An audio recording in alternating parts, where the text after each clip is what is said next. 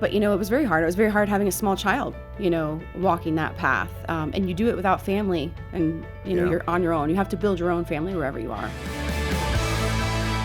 Welcome to the Focus on the Family broadcast, helping you and your family thrive in Christ. Well, today on Focus on the Family with Jim Daly, we'll explore some of the unique challenges and difficulties of military families. And Jim, to get us started, we have a few quotes that have been given to us that honor the sacrifice and the service of military spouses, those who stay behind when their husband or wife is deployed. For example, here's one.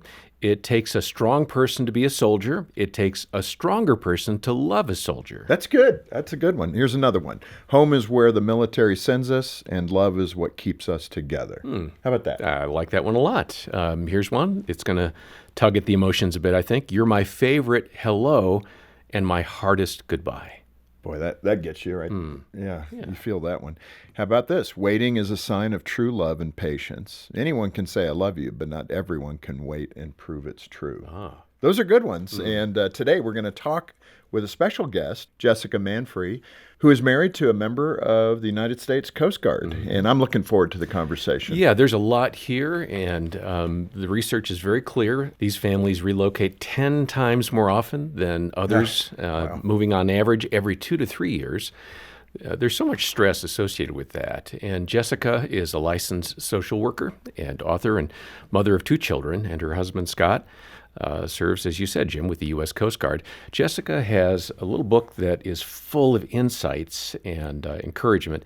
It's called Never Alone, Ruth, the Modern Military Spouse, and the God Who Goes With Us. Learn more about our guest in this great resource when you stop by the program description. Jessica, welcome to Focus on the Family. Thank you for having me. This is your first time. It is. So we're looking forward to this. This is an area of content that we try to build up because we hear from a lot of military families around the world that are deployed and, they're struggling with different issues just like the rest of us, right? Although I think that environment, if you haven't served, you really don't know it. You can imagine it, but the deployments and other things like that, we're going to get into that kind of discussion about being away from the family for a long period of time. But first, let's talk about you and Scott's romance. How'd you meet, fall in love, and how'd you say yes? It's embarrassing. Are you sure you want this story? Oh, this is the best part. Oh, gosh. I didn't know it was embarrassing. But It's definitely embarrassing. So, I grew up in Florida, Bradenton, small town. And there is definitely a Coast Guard station there. And so, I was going to school and waitressing and befriended, he and some of his friends. And then about 6 months into it, we went on a date. And I said, "What do you do?" And he said, "I'm in the Coast Guard." And I said, "What's that?" I don't know why he continued the date. I don't know why, he wanted to date me after that, because that's embarrassing. It's Not really. I mean, not everybody knows about the Coast Guard. You don't know what their duties and responsibilities are. Yeah. But they're a branch of the military, right? Yep, absolutely. And Protecting the coast, Yeah. protecting waterways, and I think I made up for it. Yeah. I was going to school and I took maritime history. just to enlarge your Yes. understanding. Yes, I Oh, already you're had. committed. I had my history credits, but I was like, I'm going to take this all the way. This is before you were married, though. This right? was before we were married, and I Oh, mean, that's why he married you. I went all the way. I Yeah. fought with a professor who said they weren't a branch of the military, and I said, "Excuse me, actually, You can't really listen to no, professors. no. What do they know? What do they Just know? kidding. Yeah. Well, let's get into the picture about the loneliness that you've experienced as a military wife. You're speaking. I don't know if you combine all the military, Coast Guard, etc., how many married couples are in there, but millions. And when you look at deployments and those things, what does it look like for you as a military wife? Yeah, so, the Coast Guard is challenging. A lot of people don't realize that they are pretty much on mission all the time. My husband was on cutters, patrol boats, and he would go in and out of what we would call, shore assignments, so teaching. And, while I have friends that, their spouses would go off for a year, 9 months, Mine would be gone for 2.5 months, home for 8 weeks, gone for 2.5. So it was very much whiplash, Yeah. and very challenging. You'd like settle into a routine, and then boom. Yes, the and then change he would ruin happen. it all. I mean, not really. He would but- ruin it all. We're going to call him later. No, I'm kidding. Yeah. I'm kidding. But it was very hard. It was very hard having a small child, walking that path. And you do it without family, and Yeah. you're on your own. You have to build your own family wherever you are. Now, the uniqueness, although it's, many people deal with issues of their family of origin. You had issues. Your dad was an alcoholic. It kind of set you up for not a good result, being married to a man who had to leave the home. Speak to the nature of that, what growing up was like, the hole in your heart. Just tell us what was happening. Absolutely. It was difficult. And, I, being a therapist now, I understand why, I went through what I went through, the mistakes I made in my early years, because it's so vital that you have your parents in your life. And so for me, it was like I knew my father was choosing alcohol over me. That was more important. And he wasn't. I mean, I didn't speak to him for over 10 years. He just disappeared. And then when he did come back, it wasn't pleasant. And so that is very difficult. And then, add in having, a stepfather with his own issues. It just didn't set me up for success, right? Yeah. I shouldn't be where I am. When you talk about the statistics of, adverse childhood experiences and such, there's only 10 things on that list, and I had like 6. So the higher your score, the more apt you are to enter into high-risk behaviors, suffer from anxiety, depression, and things.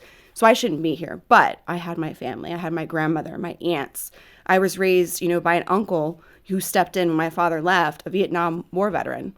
And Solid he person. was, and then he died when I was 13, unexpectedly. Then I had my grandfather, and then he died when I was 17. So it was just a lot of loss. Right. But all that bad, for me, pain becomes redemption when I can use it.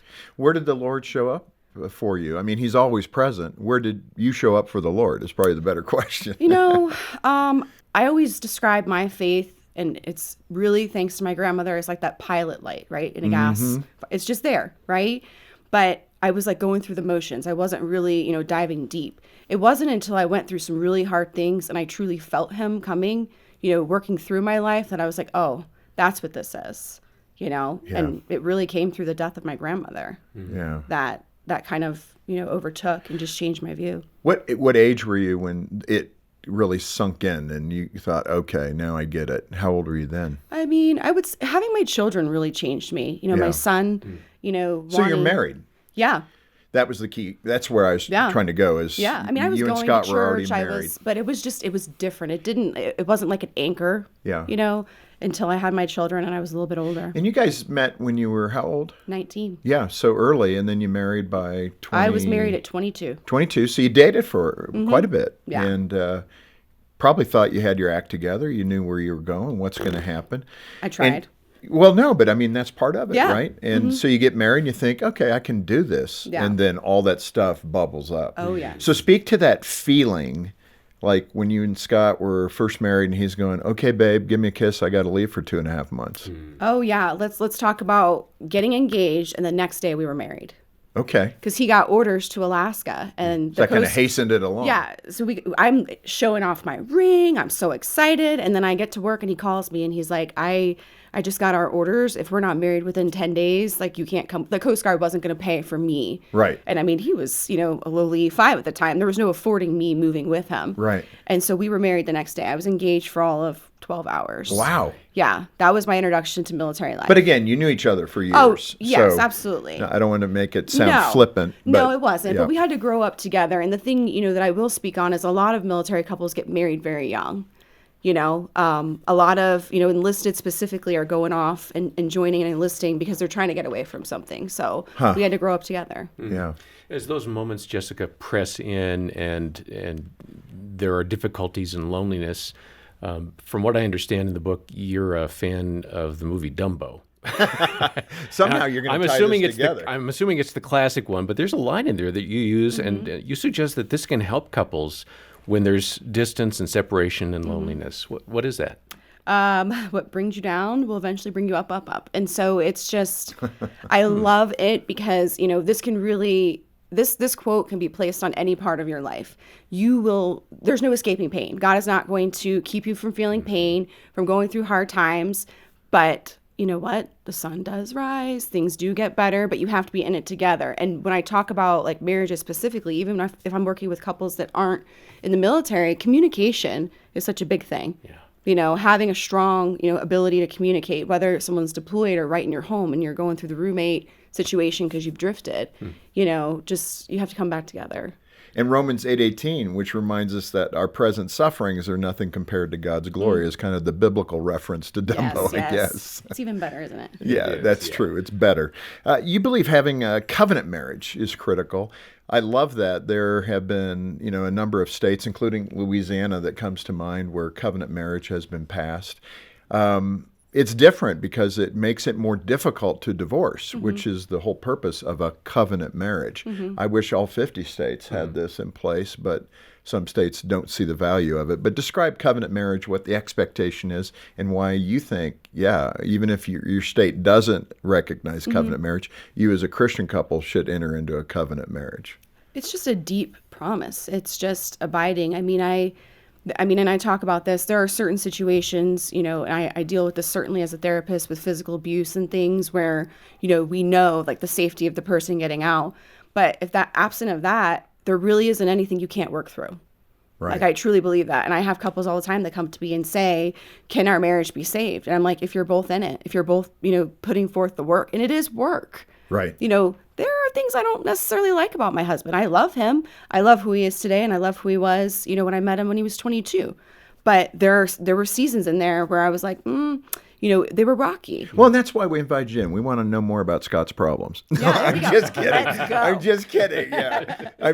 we all bring stuff in. Oh, and, he brought stuff in. I mean, sure. His parent, his father, divorced multiple times. Yep. Mother, same thing. Had a stepfather that was a police officer and unfortunately very verbally abusive. And so he had his own hangups that he had to get through. And that's why I said we had to grow up together. Yeah.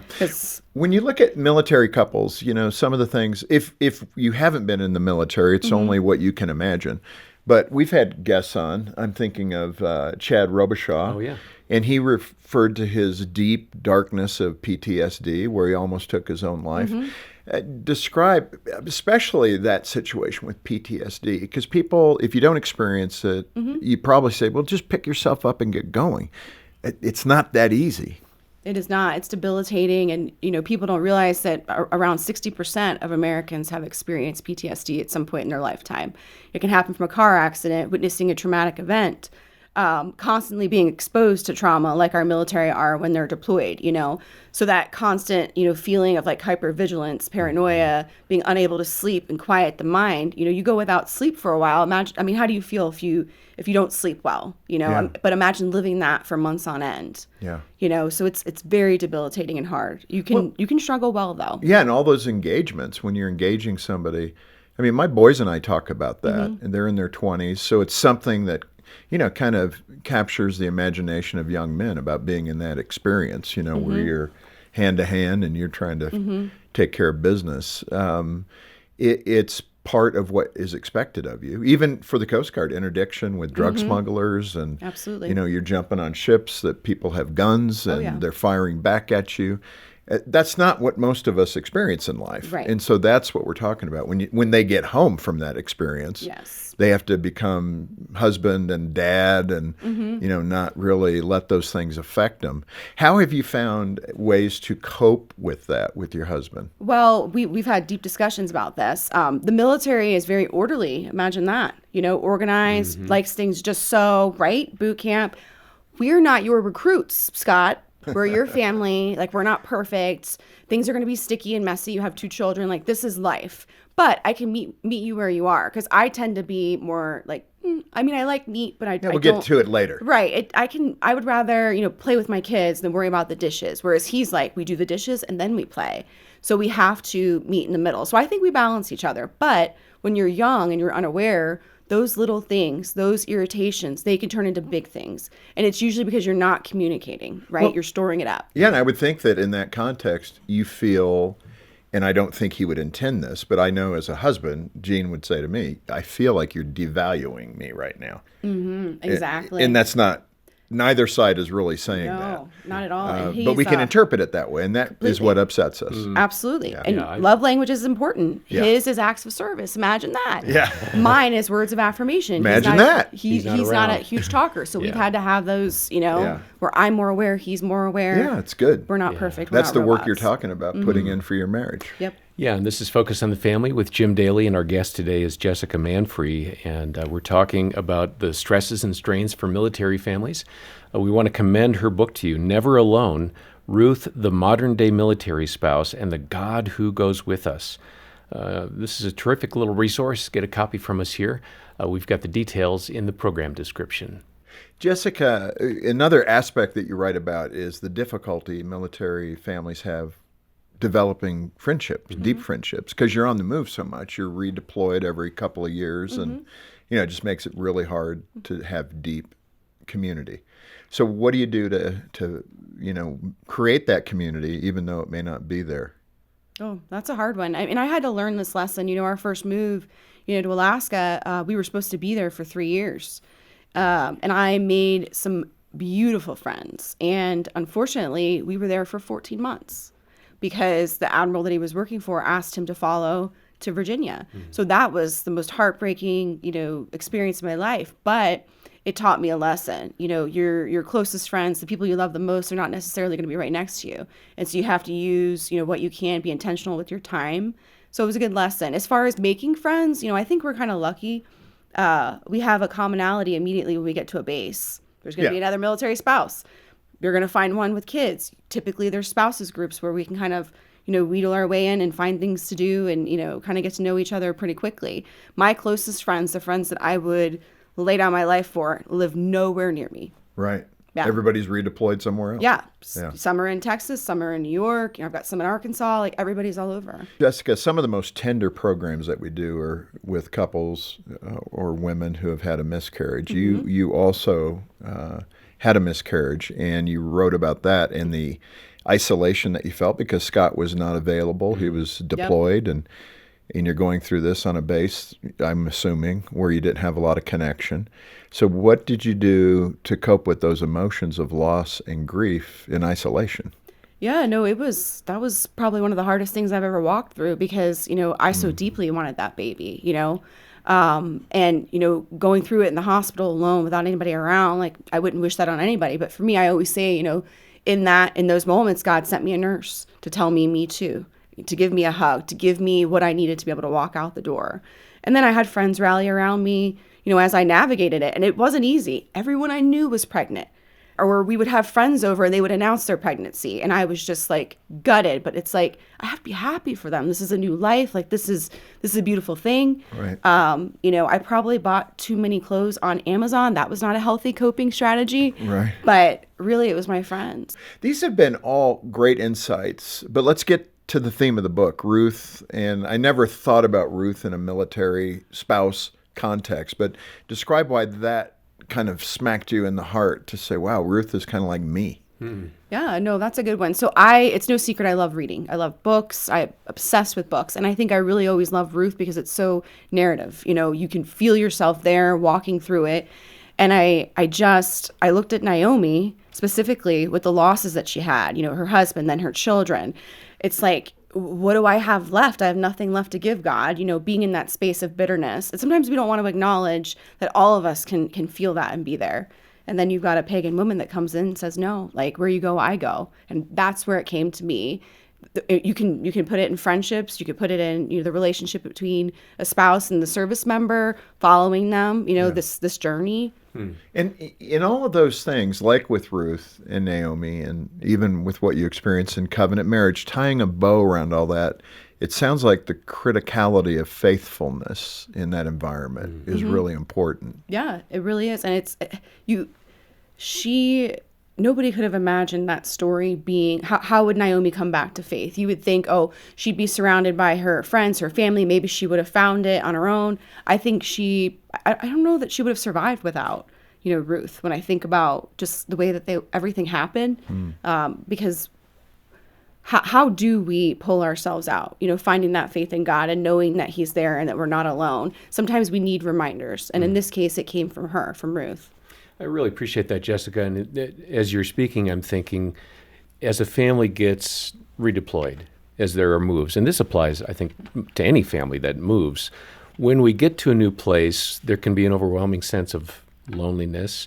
But what I hear you saying is, among other things, some practical advice for those families that are moving is look for a place where you can plug in and give, not just plug in and be ministered to, but look for ways to give. Is that a good summation?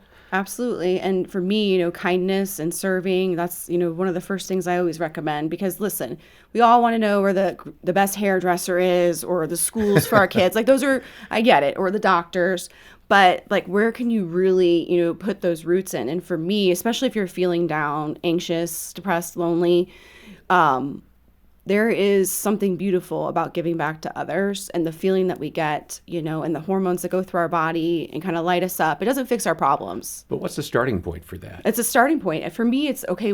I have a heart for those who are homeless. It's, something that is near and dear to me. So it's like, let me find the nearest shelter. I'll look into, okay, does this area have a domestic violence family center? And find a way to go in there. It doesn't have to be about money. It's about your time, what you can do. And then you meet people. You're meeting people that also want to serve. Yeah. So that's just another way to get plugged in. And it's not necessarily always military. Like that's a great way to connect and bridge that divide with civilians too. It sounds like in that environment, it kind of pulls you, hopefully, toward Christian ethics, which is rather good, right? Absolutely. I mean, it gives you the time. Your husband's deployed or your spouse is deployed, and kids are in school. So then what can I do to give back to the community? I think, we should all, as Christians, be looking at those opportunities. Our church does a big outreach to homeless moms and their kids, and that's awesome. But what about military? What can churches think about, pastors think about when it comes to ministering to the military community? This may come off harsh, and I don't mean it to be, but it's direct. And I've experienced this myself because I've moved 9 times. Treat us more than just someone sitting in a seat. And I say that because we're so, we're nomadic, the way we move, constantly. Sometimes, I've been in churches where they didn't necessarily want to allow me to get super involved because they knew I was going to leave. Or they didn't really want to get to know my family because they were trying to protect their hearts because they knew we were going to leave.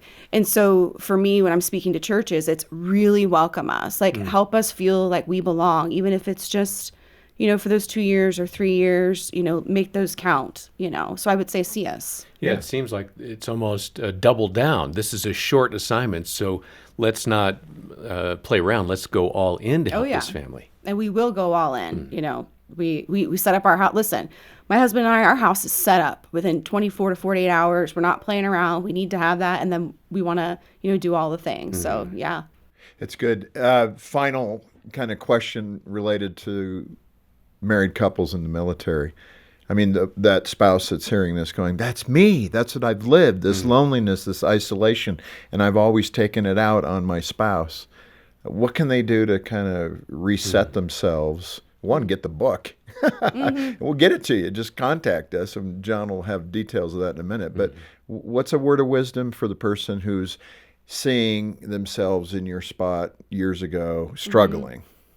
I mean, number 1 is have faith. Number 2, ask for help. Because if you look at the statistics, military spouses have higher rates of depression, anxiety, binge drinking, because we cope with the things that aren't healthy, which is why I always say, where can you serve? Find a way to get plugged in. Because if you're surrounded by positivity and support, the chances are, you're not going to feel that loneliness. Loneliness is deep, it's a lack of community, a lack of feeling like you belong. And so that's where the local church can really rally around, these spouses.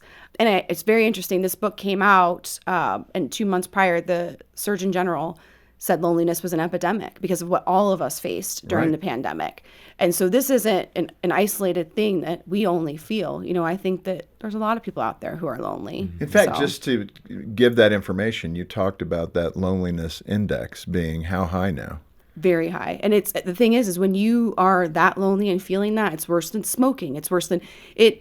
Those feelings will impact your physical health. It can cause heart disease. I mean, there's just so many things that are intertwined with it. It's not just I'm lonely, and I talk about that. Like there's a difference between solitude. For me, it's going in the woods, listening to great music and just really resetting. That's solitude. holding up in your house and slowly retreating further and further into a shell, that's not, it's not healthy, and it will manifest in some pretty ugly ways, unfortunately. Right. You'll take it out on your spouse, your kids. If you're not happy, if you're not well, then you can't be well for anyone else. No, that's so good. And Jessica, you packed this little book with so much information. You did a great job. Thank you. Hitting the issues, and appreciate your background, not just as a therapist, but, living it and going through it and being able to kind of unpack that biblically and therapeutically about what couples need to be looking for. So get in touch with us. And, if you can make a gift of any amount, we'll send you a copy of Jessica's book as our way of saying thank you for being part of the ministry. If you can't afford it, get in touch with us. We're here for you. We're a Christian ministry, and we're going to trust others will take care of the cost of this.